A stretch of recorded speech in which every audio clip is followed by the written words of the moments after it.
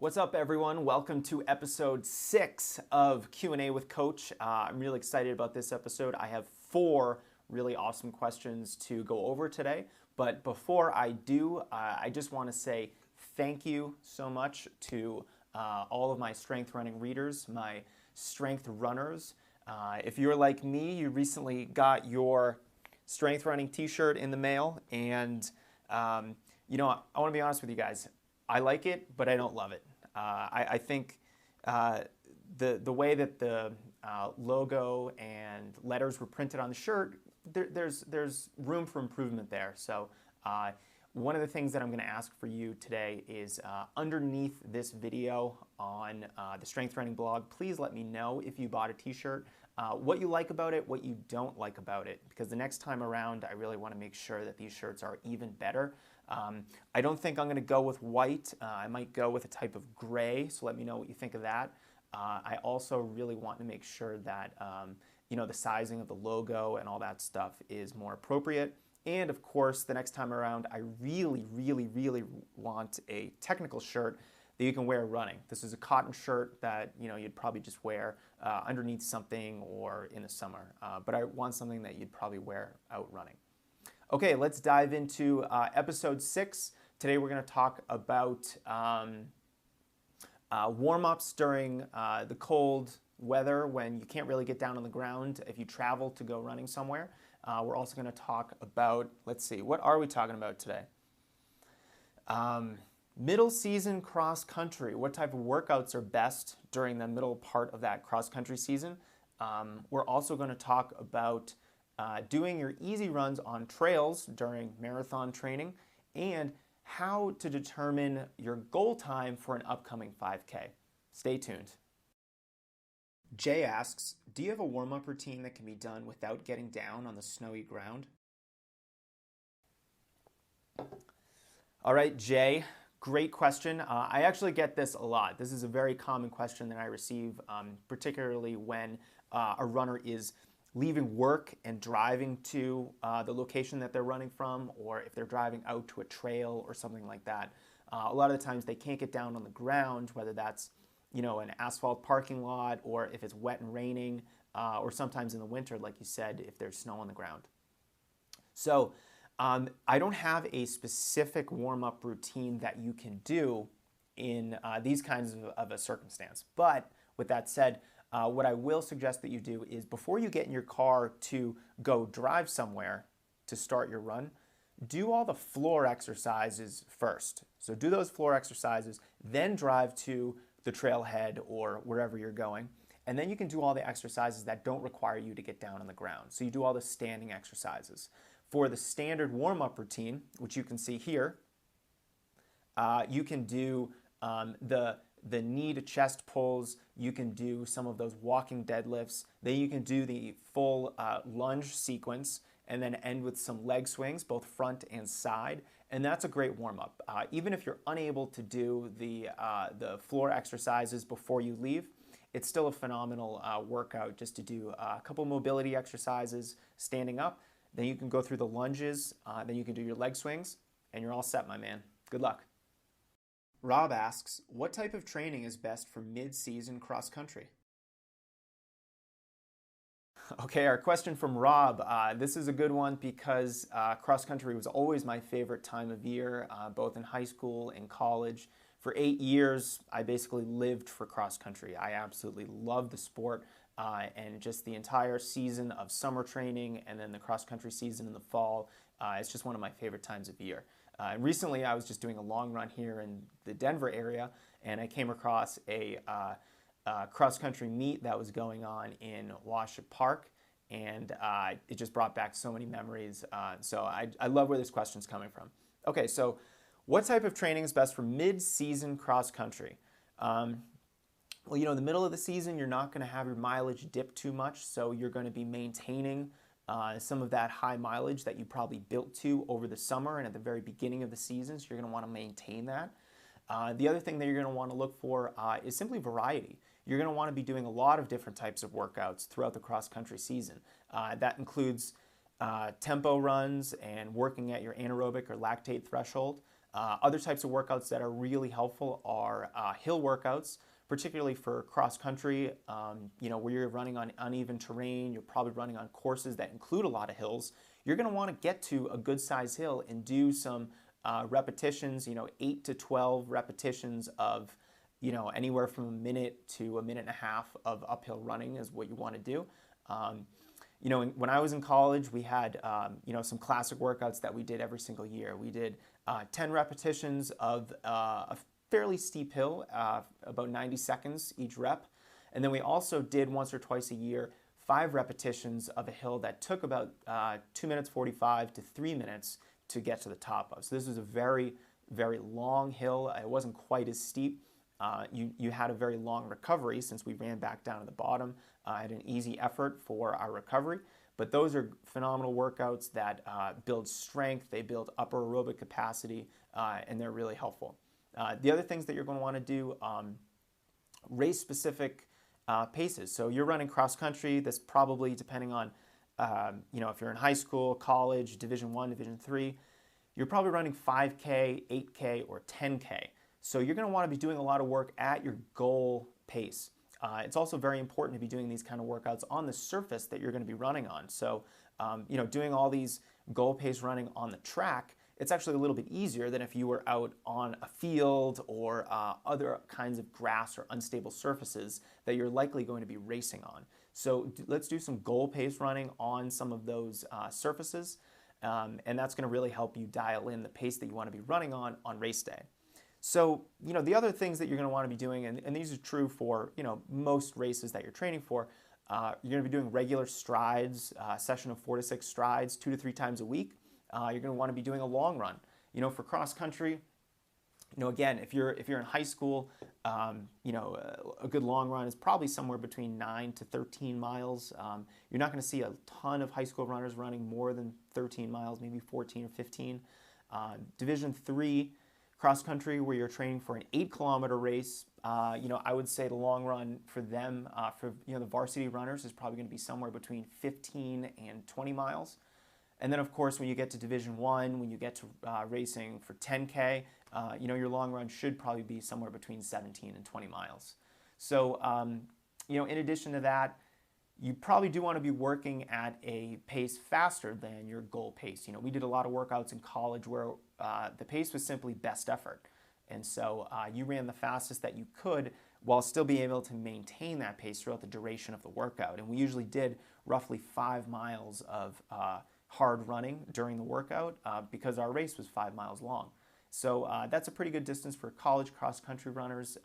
And so, of course, the structure and how these workouts are patterned, and the mix of tempo to hills to goal pace to faster than goal pace, this is all going to change slightly as you go through your season, and it's going to change based on if you're let's say you run 35 minutes for 5 miles versus someone who runs 25 minutes for 5 miles. There's going to be different demands on those kinds of runners. So of course, it really depends on the type of runner, the ultimate distance that you're training for, whether that's 5K, 8K, or 10K, but they should all be in the mix.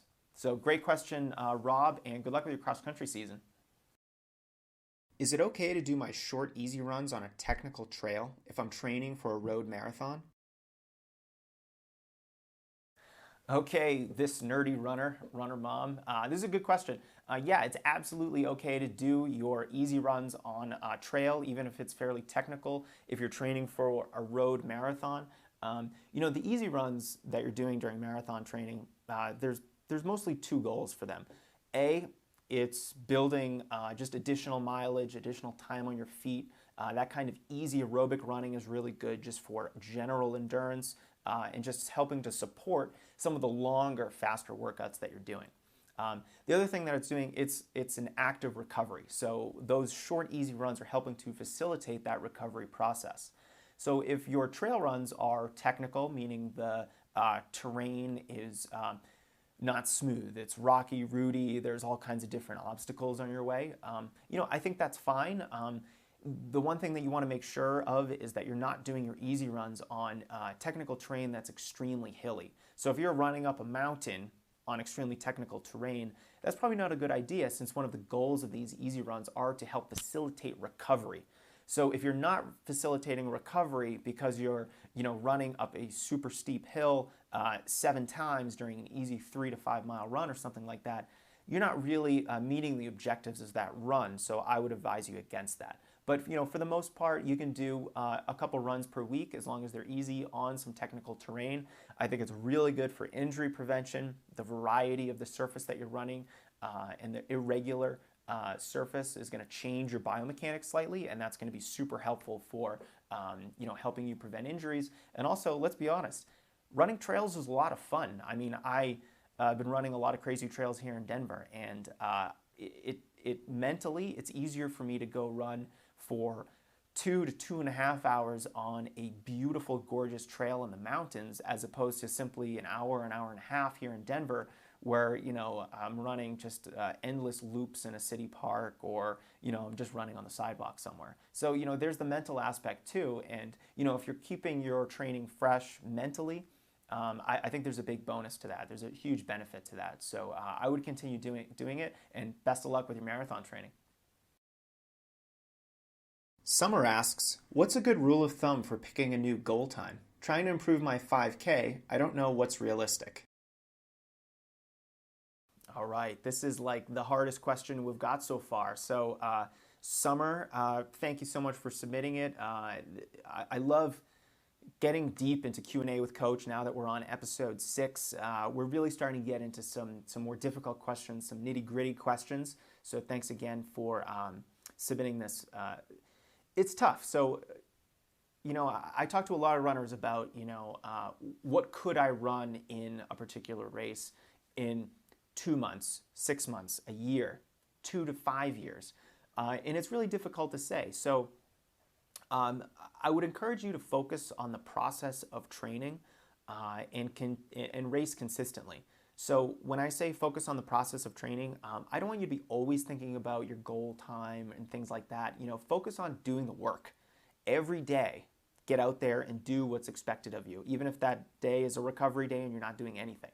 So, if you have a day where you're resting, rest hard, okay? And, try not to overwork yourself on those days when the goal is recovery. I would say that for the 5K, you can be a little bit more aggressive with not only your goal time, but how you approach races. You can race more frequently because you recover from a 5K much faster than you would, say, from a longer race like a half marathon or a marathon. And also, you can be more aggressive during a 5K race. I have this racing strategy in the 13 Lucky Racing Tips ebook, which you can download if you haven't already right here. And this strategy is, let Jesus take the wheel. And this is kind of a tongue-in-cheek reference of going out really fast and starting the race at a very aggressive pace and then holding on for dear life. And sometimes this is, it scares runners. What if I hit the wall? What if I bonk? What if I, just slow down? And, that's admittedly going to happen. But if that happens 2 or 3 times, one time you might have an incredible breakthrough. And that's what we're going for. So with a 5K, you can run 3 to 4 5Ks in a 5 to 7 week period almost every weekend. And, you can change up your racing strategy. And this is why I think, having multiple race strategies on different days can be really helpful, because you'll be able to not only find your strengths as a runner, but you'll be able to find, what works for you, what doesn't work for you. Some runners are rhythm runners. They have their goal pace, and they just like to stick to that, and they hold that through the finish line.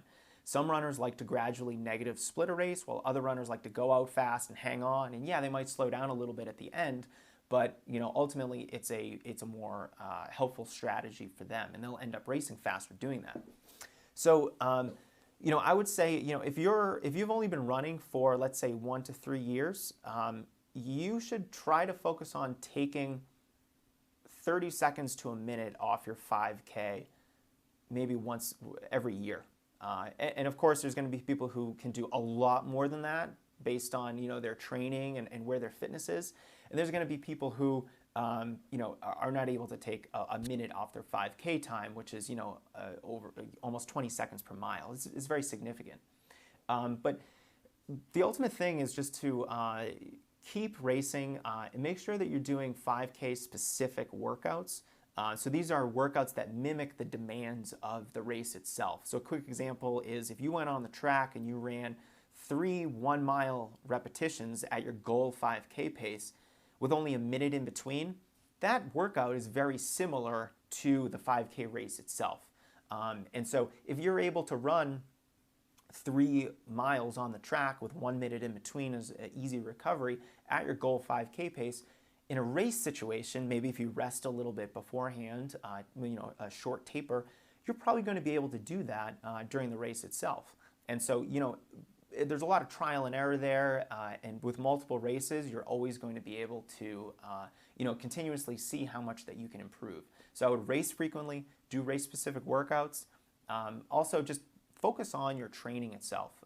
You just get down and just have a block of time where you're only training, and then you have a block of time where you're running a lot of races. And so if you follow that kind of a model, I know that you're going to have a lot of success, and I think you'll be running PRs in all these 5Ks more often than not. And I'll leave you with one final suggestion, which is to don't limit yourself to the 5K. It's really helpful to run the 10K, 8K distances. If you can find, a series of track races or even road races that are shorter than the 5K, the mile, the 2 mile, a 3K, even a 4K, these are all ways to help you improve your 5K indirectly. So, you work on a little bit of a slower pace, but a longer distance in the 10K, and then you really work on your speed in a mile or a 2 mile. And then when that all comes together on race day, and you'll be able to run a really good 5K race. So good luck with that, Summer, and great question. Thanks for submitting it. Okay, well, that is episode 6 of Q&A with Coach. Thanks so much for tweeting me your questions on Twitter. I do want to issue you a little bit of a challenge here. I haven't been getting as many questions as I would like. I think I have 1 or 2 in the queue for the next episode. So I want to encourage you, if you haven't asked me a question, do you seriously not have any questions about your running, racing, pacing strategy, scheduling races, injury prevention, or I'll even entertain some off-topic questions. So feel free to tweet me your question on Twitter. My Twitter handle is JasonFitz1. And if you use the hashtag #RunQuestion, I'll be able to find it very easily. Now, if you don't have Twitter, that's fine too. Simply email me your question and I'm happy to answer it on the show as well.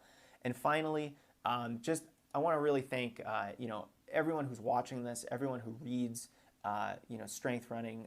Just want to say, as we're approaching Christmas and we're deep in the holiday season, thank you so much for reading my coaching material, listening to this show or watching this show. It's just very much appreciated. And from my family to yours, I wish you a very happy Merry Christmas and Happy Holidays.